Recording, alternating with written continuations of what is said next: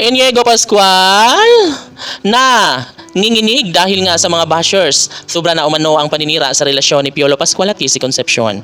Hala no, sadyang hindi talaga mapipigilan ng taong bayan ang mga bashers dahil alam nyo ba na sadyang gusto talaga nila at ikaliligaya ng mga bashers na tuluyang mawasak ang pagmamahala ni Piolo at Kissy. Kaya naman, ganoon na lang ang inis at galit na nararamdaman ni Inigo Pascual dahil nga naman ayaw ni Inigo Pascual na pag-usapan ng negatibo ang relasyon ni Piolo Pascual at Kissy Concepcion. Yes, sadyang mahirap ito para kay Inigo Pascual at alam naman natin kung gaano kasuportado ni Inigo Pascual ang relasyon ng amang si Papa P. Basta't magwawagi lamang umano ito sa kanyang pag-ibig kay Christina ay wala na umano siyang mahihiling pa.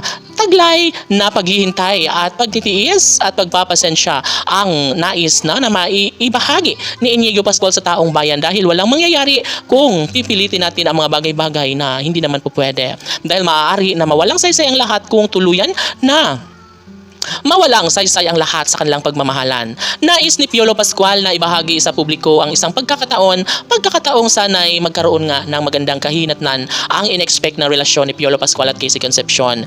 Yes, marami ang nagdarasal na sana nga ay maging makatotohanan na ang lahat ng mga pangarap ni Inigo Pascual sa pagmamahal ni Christina at Papa P.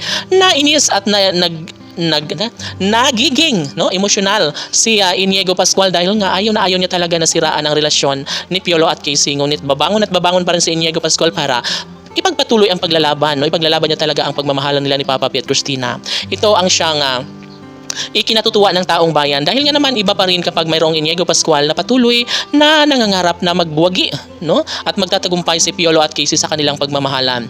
Nais ni Christina na magkaroon ng saysay sana ang lahat dahil iniisip niya rin ang kapakanan ng anak ni Papa P na si Inigo Pascual na walang ibang hinahangad kundi ang kanilang kaligayahan habang buhay. Of course, naniniwala at naninindigan si Piolo Pascual na magkaroon nga ng katiwasayan ng lahat dahil nga naman kaligayahan hindi lamang sa puso ni Inigo Pascual maging sa buong mundo, lalong-lalo na kapag makuha na ni Piolo Pascual ang pinakahinihiling na kasalan together with Christina, ang babaeng kanyang pinakaminamahal. Si Christina kasi ang pangarap niyang makapiling hanggang sa pagtanda, kaya posible na mangyayari ang lahat dahil nariyan lamang si Inigo Pascual na patuloy nagdarasal at sumusuporta para sa tunay na kaligayahan sa habang panahon. Tanging si Piolo at Kissy lamang ang nararapat na magkakatuluyan. Kaya naman, hindi ito kakayanin ng mga netizens at ng mga bashers.